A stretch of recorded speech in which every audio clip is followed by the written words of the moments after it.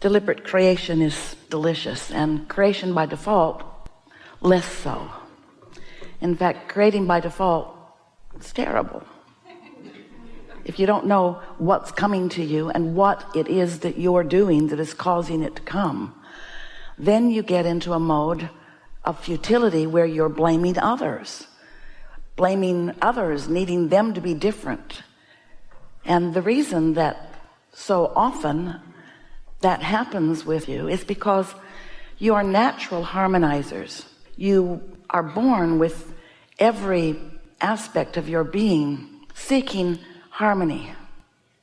And so if you're not actively aware of your own inner being, of your own source and its vibrational broadcast, and therefore you are not deliberately tuning in to who you are, then your natural desire to harmonize, your tuner always being on, you're looking for something to tune to. Now, the way you would maybe describe that in your human words is, I want to be understood, or I want to find my tribe, I want to find those who think like I do. And all of that seems just fine. We're not discouraging harmony. We are just wanting you to prioritize your points of harmony. We're just encouraging you to understand that you are an extension of source energy, and that source energy, who remains non-physically focused, is broadcasting to you continually. And not only is it the energy that you were before you came into this physical body, it's the energy that, since you've been in this physical body, that non-physical part of you has become because you're in this physical body. Does that make sense to you? Probably not at all. You're an extension of source energy, sifting and sorting and evaluating and deciding and launching your rockets of desire or rockets of preference. And whenever you do that, the non-physical part of you, who knew that you came for that very expansion purpose, is aware of each new thing that you put into your equation as you become more and more. In other words, every time you know what you don't want, what you do want becomes a real thing. When a circumstance occurs and you respond to it or react to it, which seems like a normal thing to do, your reaction of what is unwanted causes an equivalent vibrational launching of a point of attraction of what you do want. You cannot be in a moment where unwanted does not produce wanted. But what happens is, because you're usually wrapped up in the unwanted part of this equation, then the wanted goes unnoticed by you, not sought after by you. In fact, mostly you're defensive about what it is you don't want, not realizing that you are calibrating to the problem. You're calibrating to the what you don't want. Now, the thing that may seem unfair to you about this, it isn't. But it may, until you get the whole picture understood and are actively calibrating deliberately. It may seem like when something happens that it's normal to have a knee-jerk response to it, and it is. But it's not normal to make a lifestyle out of that knee-jerk response. It's not normal to band together with others and complain in louder and louder voices about what you don't want, because what happens is you practice a vibration that doesn't let you move in the direction of your solution. And so this is what's weird and tricky and wonderful about all of this, is that the more you complain, the more you ask for more, the more your inner being becomes the solution.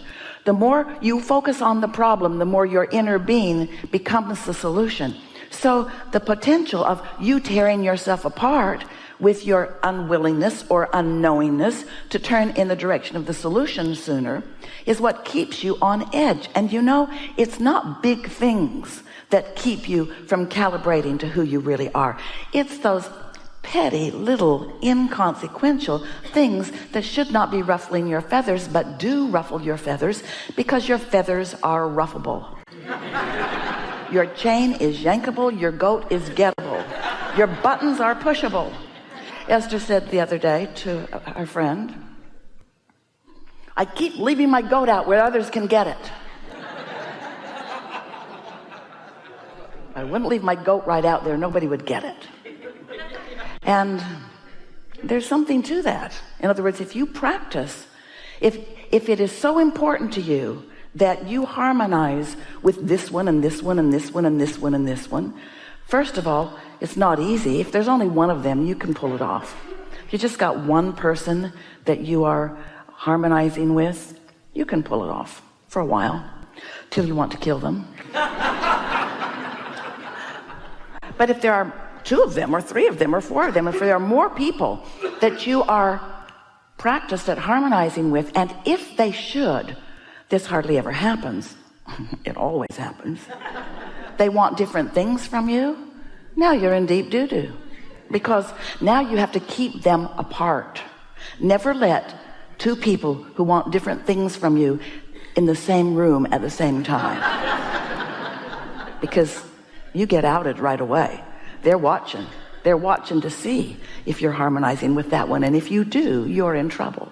You know we're right.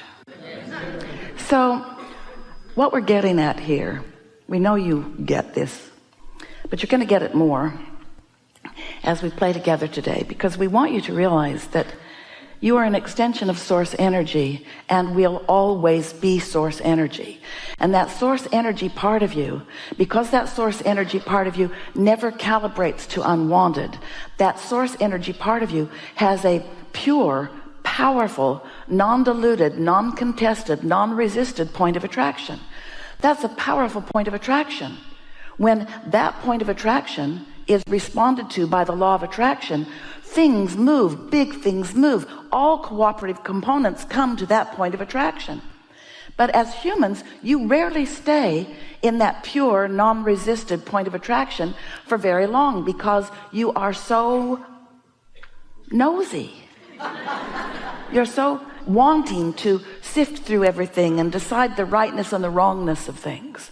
And so, while all of that is natural to the creative process, it is a normal thing for you to do step 1. Step 1 is where you ask for something. And the only way that you can decide what you're asking for is by sifting through some things that you want and some things that you don't want. In other words, it takes that contrast in order for you to define what you want. And when you do define it, even if you don't speak words to it, you launch a rocket of desire that your inner being includes, becomes, synthesizes, molds into that point of attraction, which is who you really are.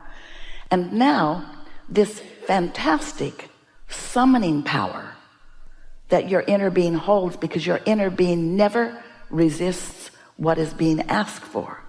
Now there is a strong, powerful, you could say forceful, you could say relentless, steady attraction on your behalf. And the question that this gathering wants to stimulate within you is, where are you now in that equation? Are you going with the flow with what you want, or are you still in a state of protest or validation or defense? Are you still pushing against what's wrong, or are you going with the flow of what's right? Are you a vibrational match to the solution, or do you remain a vibrational match to the problem?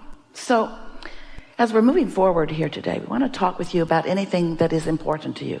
Nothing is off limits, but we want to show you how really easy it is to calibrate to your success rather than letting the conditions that surround you calibrate you. And there are a couple of things that we want to emphasize with you. One is that if you can calibrate before the condition descends on you, you have a much better chance of owning the room, of controlling the frequency of yourself and therefore your point of attraction. But if you have not gotten out ahead of it, if you haven't been deliberately quieting your mind, if you don't meditate on a regular basis, or if you're not basking or looking for positive aspects on a regular basis, if you're just an observer of life, and we want to say to you that most people offer most of their vibration in response to what they are observing. And in this world today, there is such a plethora to observe of both wanted and unwanted that most people have a very mixed bag of vibration that you are offering at any point in time, which means your goat is gettable. It means there's something within you that very well could harmonize with something that someone walks in the room, and let's say into your room, into your space, and let's, for sake of this analogy, say that they've not been meditating and they've not been reaching for alignment with who they really are, and they're not in a state of love or appreciation. They are really in a mean, ornery, vulnerable feeling, defensive state. You work with that person or live with that person or are that person.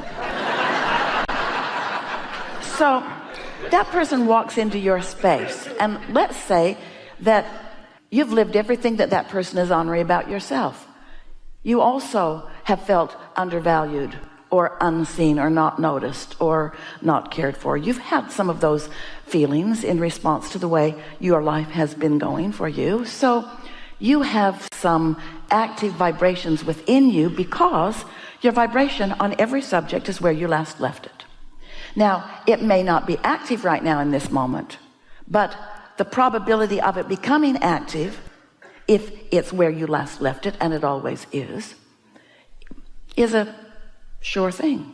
So you didn't meditate, and you're not tuned in, and you're not tapped in, and you're not turned on, and you're not feeling good, and you haven't been basking. You just showed up there where this other person showed up.